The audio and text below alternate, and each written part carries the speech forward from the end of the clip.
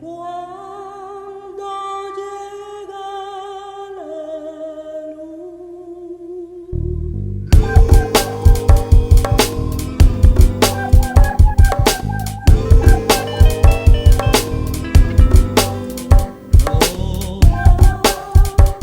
Bueno, yo soy Esther Pérez y he tenido muchas definiciones a lo largo de la vida. He sido maestra, he sido editora de revistas, he trabajado en la Casa de las Américas y los últimos años de la vida útil los he dedicado a la educación popular en el Centro Martin Luther King.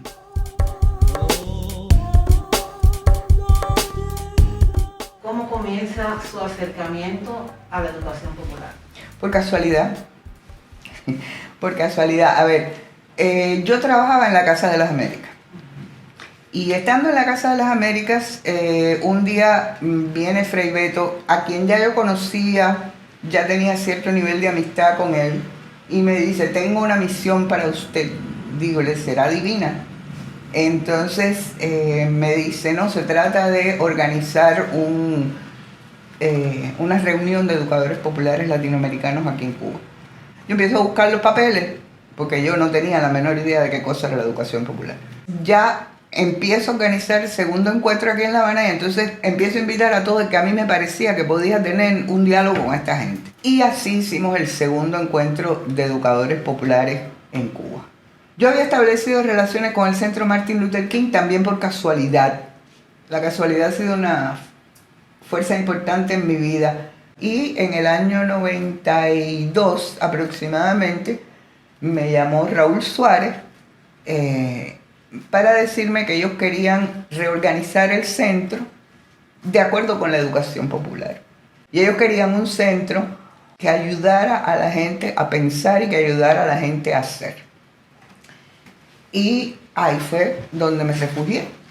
Me fui para el Centro Martin Luther King en el año 93 y bueno, ahí empezamos a contactar con gente. Yo lo llamo mi periodo de evangelización, porque éramos solo dos personas, una brasileña y yo, y íbamos a todas partes, fuimos a todas partes de Cuba, a hablar con el que nos lo pidiera. No digo yo con gente, artistas del hip hop, no te puedes imaginar, con mujeres arregladoras de bicicleta, con amas de casa que querían estudiar corte y costura, con sindicalistas, dirigentes sindicales de Santa Clara. El que nos lo pidiera, allá íbamos nosotros a conversar. Entonces, llegó un momento en que nos dimos cuenta que teníamos que parar porque abríamos muchos frentes y no podíamos darle continuidad. Y entonces fue cuando decidimos hacer nuestro taller de educación popular. Empezamos y de ahí se derivó todo un programa de educación popular, pero siempre seguimos con la práctica de, en la medida en que surgían experiencias interesantes, ir, conversar, ver qué podíamos aportar, ver qué nos podían aportar, ver si le dábamos una continuidad de asesoría, de acompañamiento, etc. De ahí viene este contacto con la gente del hip hop.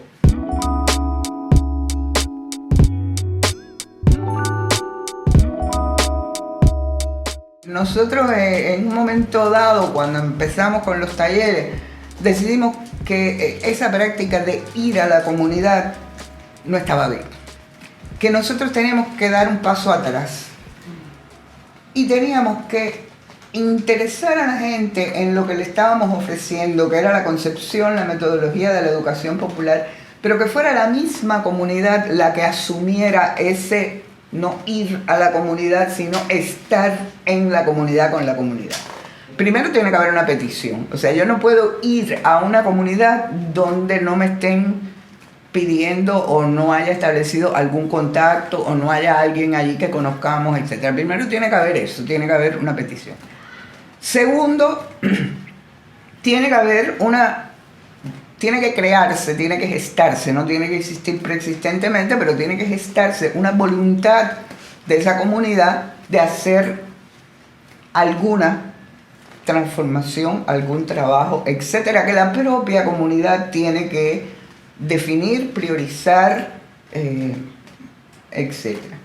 Y tiene que existir un compromiso muy claro entre el que va y la comunidad, de que el que va no es dueño del proceso que va a suceder.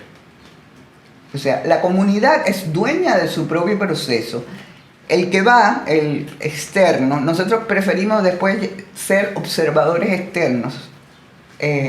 Ese observador externo o participante externo va a ayudar en el sentido de que tiene una distancia con respecto a la experiencia. Y la distancia a veces es importante. Tú no estás implicado, por tanto puedes promover una visión crítica de lo que está pasando. Pero además tiene que quedar muy claro que esa mirada es una mirada cómplice. Mi mirada con respecto a la comunidad siempre va a ser cómplice con la comunidad. O sea, no es subobjetiva, no es neutral, no, es cómplice. Yo quiero que pase, yo quiero que se produzcan las transformaciones que la comunidad quiere, yo quiero ver cómo puedo ayudar. Entonces, bueno, para mí esos son principios, digamos, los principios elementales que hay que seguir en todo trabajo nosotros le llamamos acompañamiento a una comunidad.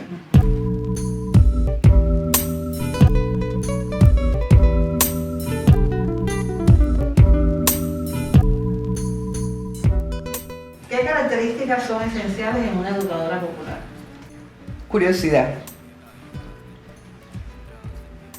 Cualquier cosa, cualquier material, cualquier conocimiento, cualquier idea te puede servir. Por tanto, hay que ser curioso. Y eso no lo digo yo, lo dice Paulo Freire. La curiosidad es un elemento fundamental del aprendizaje del conocimiento. Humildad.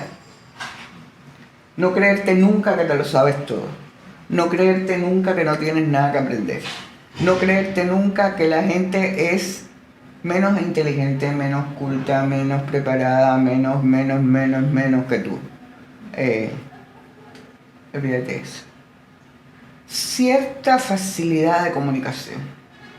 Hay que tener cierta disposición a abrirse, a comunicarse, incluso cierto histrionismo para mover las cosas, ¿no? Hacen falta tantas cosas. Capacidad de autocrítica y capacidad de crítica, que a veces es más difícil incluso que la autocrítica. A veces cuesta mucho trabajo criticar a los que están a tu alrededor y criticar sin herir, criticar sin... En fin, se me ocurren ahora esas.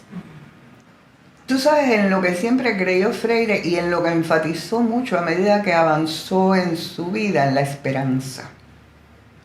Entonces yo creo que vivir con esperanza y pensar en la posibilidad de que el mundo cambie, de que cambiemos los seres humanos, de que las cosas sean mejores, es el mejor tributo que se le puede hacer no solo a Paulo Freire, a Carlos Marx, a tanta y tanta gente que han soñado un mundo mejor.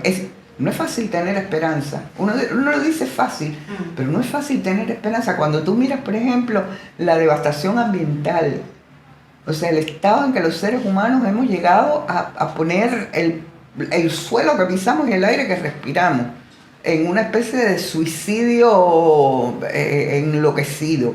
Cuando piensas en la guerra permanente, que hoy es aquí, mañana es allí, pasado es allá, cuando piensas en fake news, cuando piensas en todas esas cosas, mantener la esperanza es un trabajo de tiempo completo, pero yo creo que hay que hacerlo, hay que mantener la esperanza, pero una esperanza activa, no una esperanza pasiva de, ay sí, todo va a ser mejor. ¿Cómo no? Ya veremos, sí, seguro que se arregla por el camino. No, una esperanza activa. Una esperanza de hay que morirse ahí luchando por esa esperanza. Los cristianos tienen una frase muy linda tomada de la Biblia que es esperanza contra esperanza. Hay que asumirlo así.